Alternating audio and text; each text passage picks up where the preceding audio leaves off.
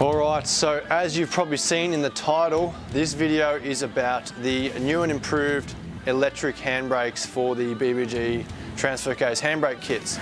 So firstly, I want to thank all of you guys for the support with the handbrake kits, the rear disc brake conversion kits, and you know, the N60 upper and lower ball joints and everything. You guys supporting me helps me kind of do what I do. This is a passion project. This is pretty much what I do in any of the downtime I've got between my actual day job and everything else. So your guys' support really helps things out. But I'm happy to report that basically the old mechanical cable actuated ones are going to now be superseded by the new and improved electric kits. So I know a lot of you guys are probably going to be hesitant.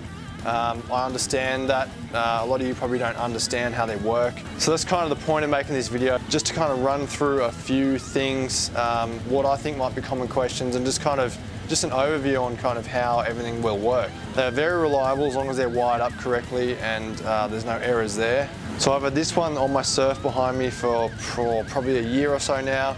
That's the very first prototype one that I kind of hacked up on the bench with like a whole bunch of different piggyback boards and all that stuff. It's now been designed into a proper PCB, into a nice enclosure. Unfortunately, I didn't actually remember to bring one with me to show you on camera, but I'll just throw some B-roll into the film or just put some photos in or something. But you basically get your nice enclosure, switch, and basic wiring stuff. So yeah, essentially the previous mechanical cable ones, they were great, but the electric ones, honestly, they absolutely take the cake. They are so nice to use. So not long after the release of this video, hopefully, I will be basically changing over all the Hilux kits to the electric version. And yes, I will have the option for those of you who have bought a previous mechanical cable kit. You can select your model of vehicle at checkout as you did prior and select the option just to upgrade to the electric caliper, so you'll get what you need. Obviously it's all the same bracketry and stuff, it's just a new caliper, the control box and the associated wiring and switch. So yes, I will have that option for you guys. So I know a lot of you have been asking that, and yeah, I'm more than happy to offer that, especially because the caliper is a direct, basically bolt-on. I will touch on though, for the N60 chain drive case, like what's in the surf here behind me, there is a tiny bit of clearancing to be done to the caliper. It's no biggie, basically a grinder with a cut-off wheel and a flap disc. You can have it done in a few minutes. The gear drive transfer, I'm still waiting a test fit. I think it might fit without modification, but worst case it would be much the same as a chain drive transfer. So I'll put some photos on the screen now of kind of what needs to be clearanced, but that's all detailed in the instructions and everything when you get them.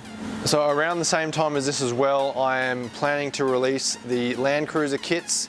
I know a lot of you, actually a friggin' lot of you guys have been messaging me, and yeah, it's hard to kind of keep up with all the messages, but yes, they are coming. I have had stock issues, and also it's just a matter of not having time. This isn't my main job. This is basically in any of my spare time. It's a passion project. I work a busy job as it is, so I'm trying to get around to it. It takes a lot of time, but I will get there, and stock is starting to pick up, I hope. So this will basically be applicable to all the Hilux kits that are currently available. They're all going to be moving to electric, and then there will be the addition of the Land Cruiser kits. So I guess 76, 78, 79 series Land Cruiser, 80 series, 105 series, basically any cruiser with the HF1 or HF2 transfer case. So that's the part-time or the full-time. I've got kits for all those, so you'll be able to find them shortly. They may not be available straight when this video is released, but they are coming. I do have full in-depth install videos for them as well. So kind of somewhat vehicle, but it's more so transfer case specific. That's the great thing with the electric. It's literally all you got to do is mount to the transfer case and then run some wires. You don't have to have all these different cable routings and cable systems. They change so much between vehicles, and they're just not as good as the electric. They were great, but once the electric came along and I got it working, it's just like a whole nother step above. So yeah, I figured I would make this quick video and kind of answer some questions that I thought you guys would be more than likely answering. I do touch on a lot of this stuff deeper in the install videos for the Land Cruiser kits, but I'll kind of go through it for those of you watching, you know, specifically associated to Hilux. This should cover basically any questions or worries that you have. So I guess may as well go hop in the driver's seat and I'll kind of run through a few things with you guys.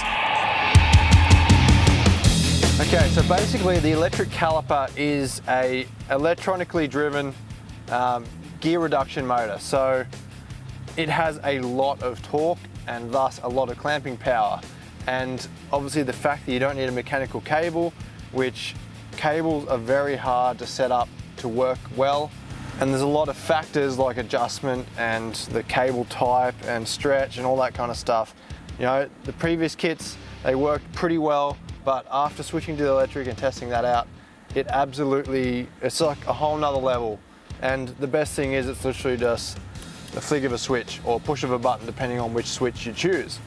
So a lot of questions people probably have is my control box, which I've designed. I've probably said this before, but I've basically learned how to code so that I can write the code for it and get everything working with my kits. That's all done. PCB is designed.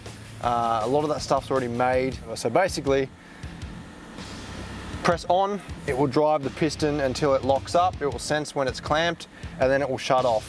And then the other cool thing that I've incorporated is there is a little relay inside there which you can run your factory park brake dash light through. So once that is deemed that it's clamped and all the checks have been done and it passes, it will turn on your handbrake light and indicate that your park brake is on, just like factory. So this is obviously all covered in the instructions when you get them, but yeah, it's an awesome thing. So then obviously when you turn it off, it will just drive the piston back for a certain amount of time.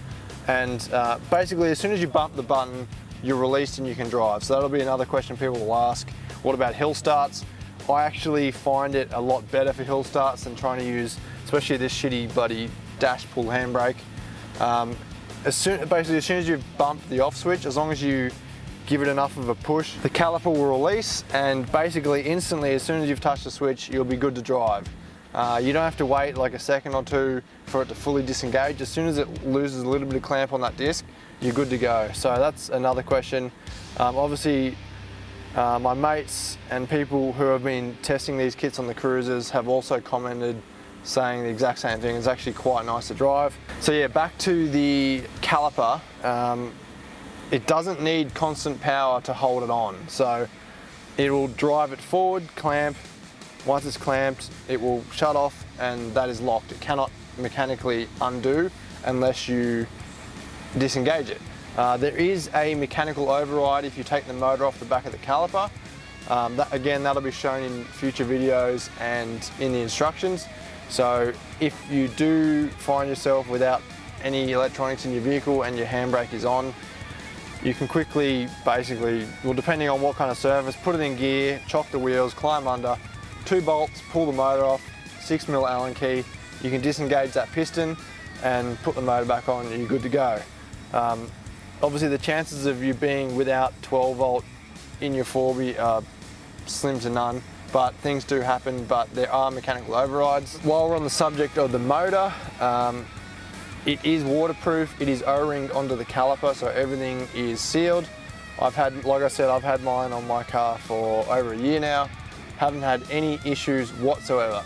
It holds on just about every single hill. Definitely pretty much every hill you'll find on a suburban street. Even my mate Lance, who's testing it out in his 79 series, had his 79 with the caravan behind it, so it was probably a GCM of, I don't know, 5 ton maybe, and he hasn't found a hill that hasn't held on.